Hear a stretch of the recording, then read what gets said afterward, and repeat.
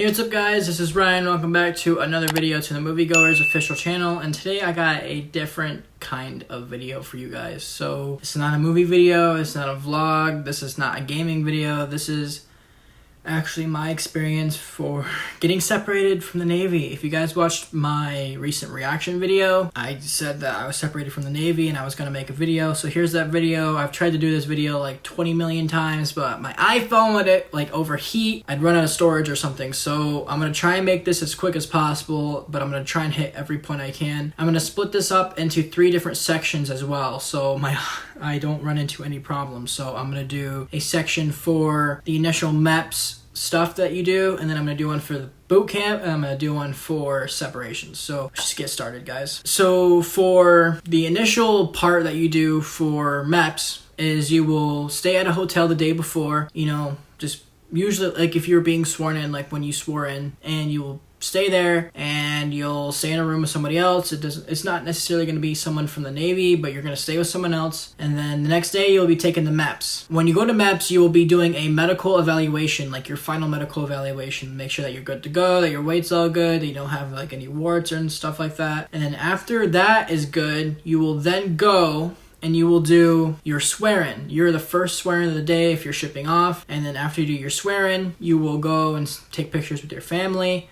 And then you'll be taken into a room after that, and then you will pretty much just get your initial orders. So that's like a little envelope and stuff like that. And then after that, you go and you wait with your family, and then from there, you will then be taken back to a room again. You'll walk out to some music, and you'll go to a van. When you're waiting with your family after you're swearing and after you get your orders, you're pretty much waiting for the van too. So that's just that. You're waiting for a van. And then when you walk out, you walk to that van. And for me personally, I live in Michigan, and my MEPS was in Lansing, Michigan, so I'm only about 5 hours away from O'Hare. So the van took us all the way to O'Hare Airport, which is where you go for your initial meetup with petty officers to be taken to Navy Bootcamp. So we made one stop while we were in the van. It was, like I said, it was around 5 hours from Lansing, Michigan, all the way to O'Hare Airport in Chicago. And pretty much from there, you get there and you will report to the USO, which is the military place where you can tell them who you are. You have to sign a piece of paper, and then depending on how much time you have left before the petty officers get there, I had around 2 or 3 hours. You can go to like lunch or dinner or whatever and get like some McDonald's or like go to a restaurant, eat or something. So I went with the people that I came from MEPS with, and we ate.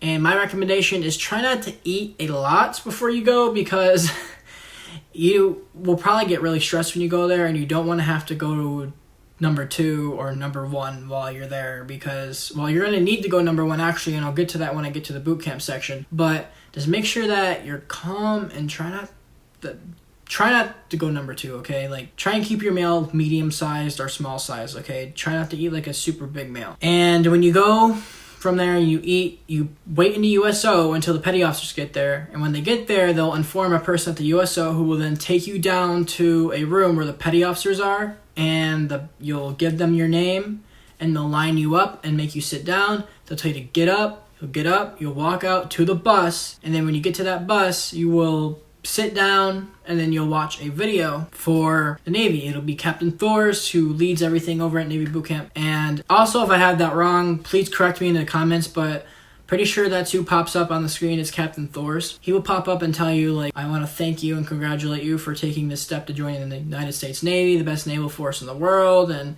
it'll be like, this training's gonna be hard, it was meant to be hard, and stuff like that. And then after that, he will say, all right, goodbye, and then all the general orders will pop up for the Navy, the 11 general orders that you're going to need to know. Not when you get there, but over time. And then like the RTC Maxim and stuff like that, and the Sailor's Creed. And that's pretty much that. The bus, and also I'm gonna reference the boot camp video that the Navy posted, because that video jumps around a lot and does not really tell you everything you need to know. Like, especially how the people talk. It's definitely for video. Like, in real life, it's a lot different in how they talk and how the things are done. And they leave out a lot. So I'm going to go through that. So the initial bus ride when you get there is the same as the video. So you'll have nothing to worry about there besides the cursing part. They did not curse a lot in the video. I don't even think they cursed at all in the video. That's pretty much the same. And you're on this bus, and the bus ride's around 25 minutes. So not too long. And when you get there, that's when you get to boot camp, and that's when I'm going to get started with the next section for Navy Bootcamp.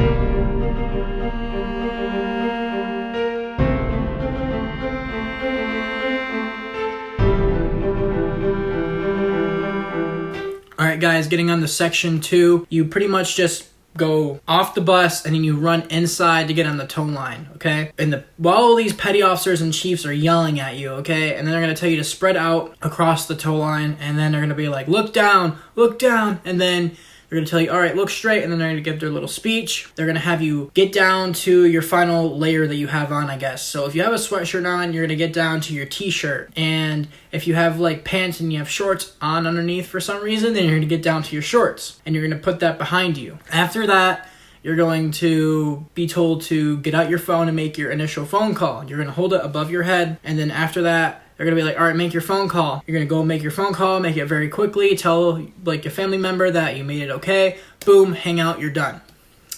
I said hang out.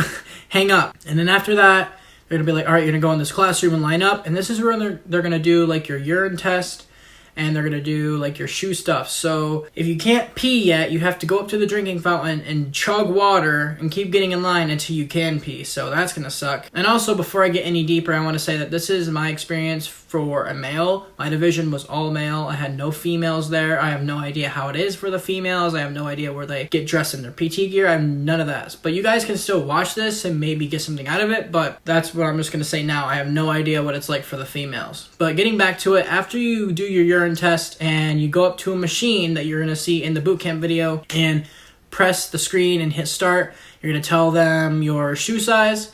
You're going to tell them how big your feet are, so that can be like a wide or a regular. After that, they're going to tell you, okay, you need to go to this other classroom, and that's where you're going to get your Eagle card. So there's going to be a guy in there. You're going to wait for some more people to pour in there. He's going to hand out all of your Eagle cards. So he's going to say your name, you're going to pass it back, get your Eagle card. After that, you're going to line up again, and you're going to go up to a machine and insert it like if you were paying for something. And you're going to insert a pin that you're making. And your pin is going to be the year you were born. After that, you're going to go and get your shoes and your initial issued stuff. So that's going to be like your shower shoes, and it's also going to be like everything else that you need. So like your initial PT gear and stuff like that. And you're going to go into this room. You're going to give them the paper. You're going to get your shoes. You're going to go to another room with your shoes. And you're going to go up to this person, and they're going to be like, all right, what's your size, like your shoe size, or like your waist size, or like your shirt size, okay? And this is when you're holding like a knit bag. They're going to give you a knit bag to hold so they can throw it in there. And like for me, it'd be like, all right, what's your shoe size? It'd be like 11 and a half, and they throw it in there. What's your shirt size? It'd be like a large, and then they're going to be like, what's your waist size? I'll be like 34. And then they be like, all right, this, and then they'll throw it in there.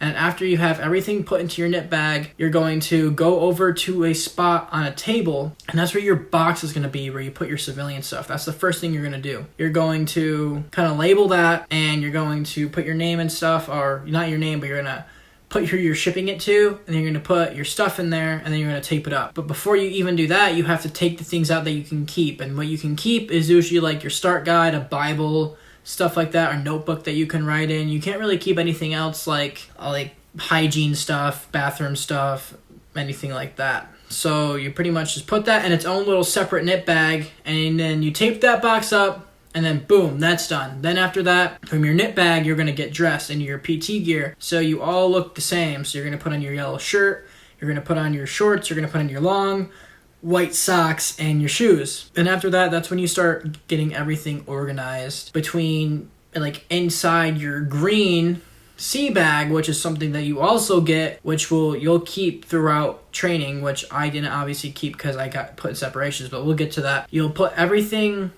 inside of a big knit bag, which will then go into a big green sea bag. And once you do that, you will actually take some pens that you have inside of the knit bag and put them into the big green sea bag. And after you do that, you will organize it. Like, it's a certain pouch that it goes on the sea bag. They'll show you when you're there. And then pretty much after that, you're going to be done. You have everything good to go. You're going to put the green sea bag, you're going to lock it up. You get a lock and a key. That key is going to be on you at all times. Even when you shower, it's going to be, it never leaves your neck, okay? It's going to be under your shirt, never over, trust me, never have it over your shirt. Have it under. You're gonna lock up your sea bag where you put these clamps over one long thing and then you lock it up. And also when you're getting dressed in your PT gear, I forgot to mention that you're gonna take a white sock and you're gonna put important things into it that are really, really important. So like me, that was like my wallet and my Eagle card. So you put that in your sock, you tie it, and then you put it in your pocket. But after you get your big green sea bag, you're going to be told to go and get your height and your weight. So there's going to be a petty officer that's going to be out in a hallway. He's going to take your height and your weight, make sure that you're good to go, that you're fit to be in the Navy and continue on. And then after that, you're going to go into a classroom and get out a notebook that they give you that's going to be inside another backpack that was inside that knit bag that they give you. And you're going to study your general orders for a few hours until more people pile in and your division's pretty much created. And then after that, you go into the hallway and you stand there for another few hours waiting for your an RDC to be, or RDCs to be, I guess, attached to your division. And then after that, that's when everything pretty much starts. That's when you get out of the initial area. And while you're doing that, you're also seeing other people run in there and stuff like that, being told to get the F in the building and stuff. And that's the huge thing as well. These videos do not have cursing in them at all. Like I said in the last section, they really skip around a lot. They don't show you a lot of what happens. Like they don't show the urine test. They don't show any of the waiting around or anything like that. They just kind of skip through it. Make it seem like it's really all dandy. These people aren't really yelling at you a ton, kind of. I mean, they're yelling at you, but they're not cursing or something like that. That's nothing how it is, okay? Like nothing at all. Like they're going to be in your face if you mess up. And they're not telling you to fix yourself or anything like that. They don't care. If you mess up, they're going to yell at you a lot. But anyways, after you're done with that, you're going to be taken to a compartment where you're going to be waiting for your RDCs to meet them. They're going to go in there. They're going to give their little speech, blah, blah, blah. And then you're going to put your sea bags by a rack. You're going to choose your rack or whatever. And you do that right when you walk in as well. And then you go to chow. And that's pretty much when a day starts, like initial training stuff, I guess, for P-Days, which is actually, P-Days is something that you do before you actually go into full training because you're not told that you're fit for full yet. So that's P-Days. But you get taken to chow, and then that's when your initial training stuff starts. So the next day will consist of you pretty much learning how to use like a stamp kit that you get, how to make your bed, doing stuff with your backpack. That's really important, and where certain things go, organizing your rack, and what to do when you're in chow, and also getting like your initial tuberculosis shot, and also doing other things such as like getting your blood drawn and stuff like that, going to Red Rover for the first time and doing that, and going in classrooms and having speeches like given out to you, talking to you, stuff like that, if you're getting yelled at for sleeping, stuff like that. Don't sleep, by the way. It's really important. Don't sleep. And the next few days for P-Days is just that. You're getting your tuberculosis shot. You're learning how to do certain things. Navy Federal will also come in other banks and try to get you to join their bank. I had a Navy Federal account that I made beforehand, so that made the process very easy. And pretty much that's the initial P-Days, but that's as far as I made it. And just to kind of sum up this section, I didn't really feel that good during this entire process. I felt really stressed out, and I was making very small mistakes. I didn't know how to tie my sock. The instruction that the RDC gave, in my opinion, I'm not going to hate on my RDC. I have all the respect for the Navy, okay? I'm not making this video because I hate the Navy. I'm just making it to give you guys my experience, so it might help you guys when you go to boot camp. But in my personal opinion, I feel like my RDC's orders were kind of bad. They weren't, like, amazing. Like, they weren't detailed. They weren't, like, specific. Like, they were specific, but I guess, like, he didn't give them out in a good way. Like, when we were making our beds, if you couldn't see, you couldn't see. And they didn't care, okay? And you couldn't ask them for help because they wouldn't do it. They would just yell at you. Like, in the video, there's this part I know where the RDC is helping a woman out with her bed.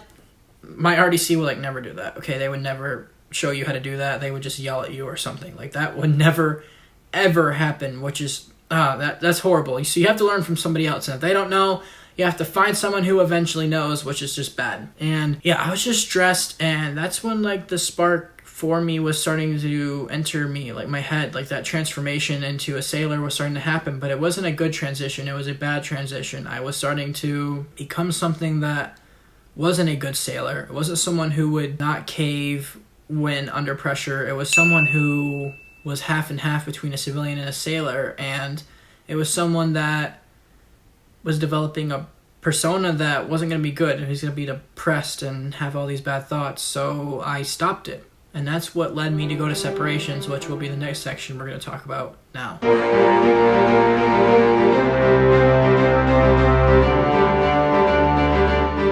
Alright guys, so now we're getting on to section 3, and I'm going to talk about the separations experience. And after this, guys, I'm just going to kind of give my thoughts a little bit and then end off the video and just kind of talk with you guys. So the first thing that I'm going to talk about, and also this is a new day. I'm in a different outfit. I fell asleep last night. I was filming the video at around like 3 in the morning, so we're back again filming pretty much almost at 3 in the morning again. So anyways, guys, to start off, talk about separations, just to tell you guys how I got put in separations. Like I was saying in the other sections, I was talking about how I wasn't really feeling right when I was going through boot camp, and eventually I just broke. I couldn't handle it anymore, and we had just got done doing a very, very intense backpack drill where you have to take the backpack that you get, and from where it's at in your hook, you have to take it off your hook, put your hook back, and then you have to put the backpack around you and buckle it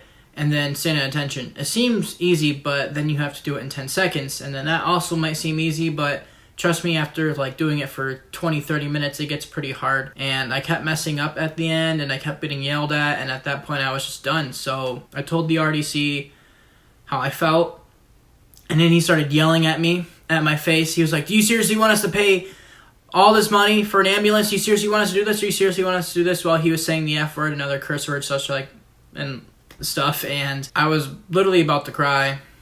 And he walked back to the fishbowl, and he's like, come here, you. And I walked back there, and he's like, you know, whatever you tell us now, we have to take action. And I told him how I felt. And then from there, I was taken to the hospital where I told them how I felt. And I'm not going to disclose exactly what I got diagnosed with, just for the safety of that part, I guess, but I can tell you that it had something to deal with depression and adjustment stuff. So that was what I got diagnosed with. But I was taken to the hospital, and they're like, all right, we're gonna get you into a meeting with a person to examine you and diagnose you. So they gave me a SIQ sheet, which means you're sick in quarters, where you are in your rack pretty much the entire time unless you go to chow, or if you're like your entire division's moving out somewhere.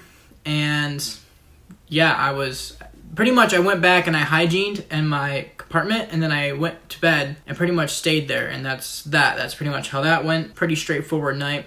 Next morning, I went to the little miniature hospital on base. I don't remember the name of it, but it's somewhere on base. It's actually right next to Ship 5, or at least it's not that far away from Ship 5, where separations is. And I went there, I went upstairs to a room, I filled out some paperwork, and you can't talk either, or they'll yell at you, or they'll tell you to leave. Okay, so you have to be quiet. And while I was there, I was then taken back to see a woman who asked me some questions, and then I was finally taken back to talk to a guy who was actually kind of older, and he was from the Army, believe it or not, high-ranking Army person, and he examined me, and at that same moment, he pretty much told me, all right, I'm going to do some things. You need to go back and sit down, and I'll tell you when I'm done. And I go back there, and he tells me how everything is. He diagnoses me, and with a 7-11 case, which is a type of case that you can get. I'll talk about that once I get to the other sections. I got diagnosed, and then he was like, all right, you're going to be put in separations and stuff like that. So that's that. I got my paperwork and for that and everything. And from there, I was taken back to my compartment with another person that was being separated with me from my same division. We went back to the compartment, and we got our stuff, and from there, the RDCs kind of gave us a talk. They were like, why did you join the Navy? Why did you waste our time? You're leaving. Like, what are you going to do afterwards? And you tell them what you're going to do, and they don't care what you're going to do. They just be like, oh, you failed, They're still going after you.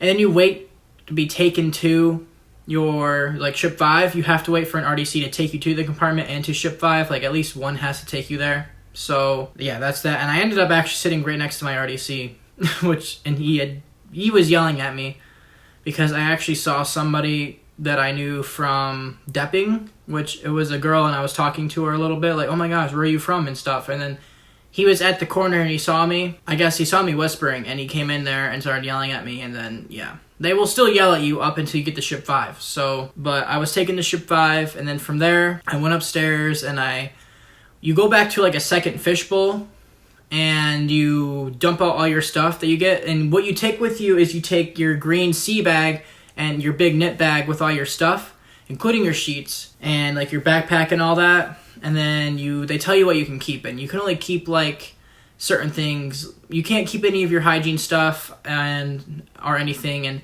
I don't really remember, but I know you get to keep like hangers and like stuff you bought from the Next and everything like that. You just can't keep like your backpack or like your green sea bag or your big knit bag or anything like that. So yeah, they dump all that out, and then from there you will get assigned a rack. And I was put in Alpha division. There's 2 divisions for the males. There's Alpha and Bravo, and then for the females there's just 1. The females are on the first floor of ship 5, and the males are on the very top floor of ship 5 with the 2 compartments. And the compartments are pretty big.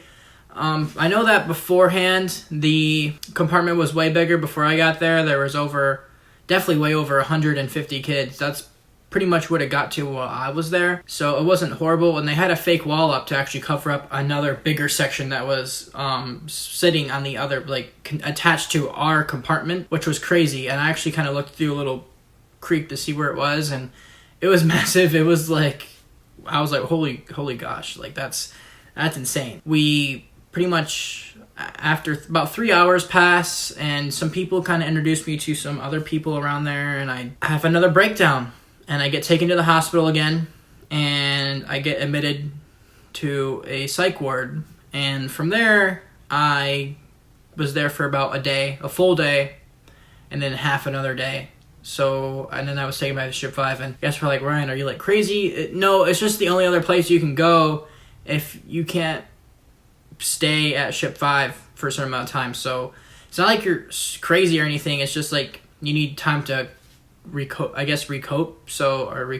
back to society. So that's pretty much what I did. I went to the psych ward, I did my thing, and I got better. And it's not horrible there. You actually get to choose your food. The food isn't horrible, and you get to watch TV and do yoga too as well. And someone will come in and bring music so you can eat cookies. It's not horrible, but you also wear like a psych ward outfit that you would probably see in like the movies, which is kind of scary. But after I was done there, I went back, and that's when I went through the main process of going through separations. So there's 3 different things that you do. You do NDOC, ADSEP, and then your departure stuff. So NDOC's what you do the day after you get there. But since I left, I did actually NDOC and ADSEP same day, because my NDOC was scheduled the day I got back on a Thursday, and my ADSEP was actually on a Thursday without me even doing any other paperwork, which was really crazy and is also very, very rare. So I did my NDOC, which is pretty much where you do like your initial paperwork, and there's a guy that tells you the different kind of separations and if you're going to be able to go back into the Navy or the military or something like that. And I was a 711 case, which is all psychological stuff, and then there's 707s, which are physical. Now, you won't be able to go back in if you are told, and there's a stinking airplane outside, but you won't be able to go back in if you didn't disclose something and then they find it out afterwards. But you will be able to go back in if they find it while you're there, okay? So like, I didn't have any of these thoughts while I was out of boot camp. Like, I developed them while I was there, so I technically can go back in like 6 months to a year. Yeah, they also talk about like your veteran status a little bit, but they kind of touch on that a little more into the departure brief. So yeah, you go through NDOC, you do a little more paperwork, and then you wait a few days and you do ADSEP. But obviously, like I said, mine was the same day, so I go and do ADSEP, and your name's in a folder, and that's where you can either pretty much waive everything and wait for your departure date, or you can try and fight your case to go back in the Navy. Obviously, I didn't, so I just hit waive, and there you go. I was going to go through, and you sign a couple things and date it, and then that's pretty much that. And you wait for your departure brief, or your departure date, which is usually given to you a week before. Sometimes it's like 5 days on a rare occurrence, but I got mine on a Tuesday, so I had to wait that entire week and weekend before. And then on that Monday, I did my departure brief, which is pretty much where they give you like some really important forms for taxes and money, how much money you made, stuff like that. I don't remember all the forms. And also they give you like your itinerary for like a bus ticket or your plane ticket. I took a bus because I'm from Michigan, so that was pretty easy. And then they also talk about your veteran status. You don't like I wasn't there long enough to the point where I would be considered a veteran, I guess. So you can be considered a veteran with benefits or a veteran who has no benefits, but I guess I wasn't there long enough to be considered one. Like, I only got there July 25th and I left like in August, like July, and I left like pretty much early August. So that pretty much I didn't have a veteran status. So I don't have to put that down in like a job application or anything like that. And it's not going to pop up either on my file. So even if I guess I had to, nobody could see that I was in the Navy because I wasn't there long enough. It was like when I got separated, it was like I was never there.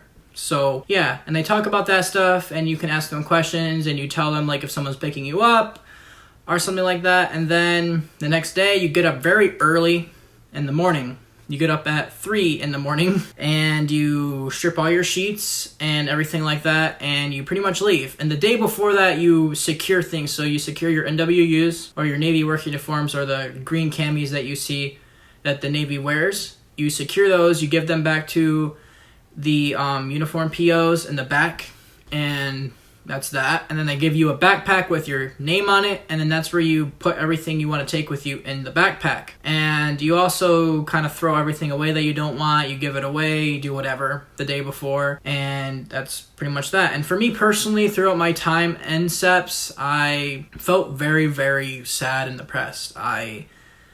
Especially when I didn't have my departure date, I was crying in between my rack, and I was talking to people. They're like, oh, you know it's going to be all right. And I was writing really sad things in my little field notebook about how much I missed my parents and my family and stuff like that. It really gets to you, but I just want to tell you guys now that you guys can do it, okay? Like, if you're in separations, or if you got out of separations, or you're going to go in the Navy, and maybe you just keep this in mind. Like, you guys can do this no matter what you're going into boot camp, going through training, or going through separations, okay? Like, keep a strong mindset and always stay strong. Do not let emotions take hold of you, because it will really affect you in the future. And I'm still trying to cope back to normal, but it will be fine, guys, okay? It will be fine. And I met a lot of good people in separations. I'm not going to mention their name just in case they don't want me to, but I met a lot of cool people there, and people I'll probably be friends with for a very long time. And yeah, overall in separations, it's pretty much just a really common thing. You will pretty much just watch TV, go to chow like usual. It's like a really watered down version of basic training. There is like an RPOC and an AROC and laundry POs and uniform POs and people who will go around and make sure everyone's doing okay. There's also, it's not really official, but there's someone that will work the TV and stuff like that. And also the UCs that watch over you, they're called UCs. They're not RDCs. UCs are like RDCs, but they're like RDCs on break pretty much, or at least that's what people said there. And also in SEPS, you'll most likely get sick. So make sure, cough drops are like your friend, okay? So you're going to get sick. I got really sick, and it literally took me like a week after I got back home to get over it. It was really crazy, and it sucks. Your throat will hurt. You'll barely be able to talk, but you'll get through it. And just to end everything off, for me personally, you get a phone call before you go home the day before, and you get it when you get your departure date too, which is really cool. And my bus ticket that I got was very bad. It was very late. It wasn't going to leave till 5 o'clock, and then I wasn't going to get home till midnight. So when I called my mom, I actually got to call her twice, because I called her once, and she told me that she was going to order me a train ticket. And then the second time I called her, I was able to call her and get my train ticket. And that left at like 7 in the morning. So it was a very easy process for me to get home. I didn't have to get home at midnight. So that was nice. I took Amtrak all the way back to my hometown, Jackson, Michigan. And that was pretty much that. And guys, that was my experience through Navy Bootcamp and separations. And like I said, guys, if you're contemplating joining the Navy, if you join the Navy, now you're like, man, I don't know if I want to go in or something like that. Trust me, guys, if you don't want to go in and you know for sure you don't want to go in, get it done before. They can get you out of the Navy. They don't like to do it, but they can get you out of going into the Navy if you do it before you leave. Don't wait till like the day before, okay? Do it like, if anything, like 2 weeks before or a month, so you can actually get out. And if you're having a lot of thoughts right now, yes, you're going to go through a process. The process is different for everybody.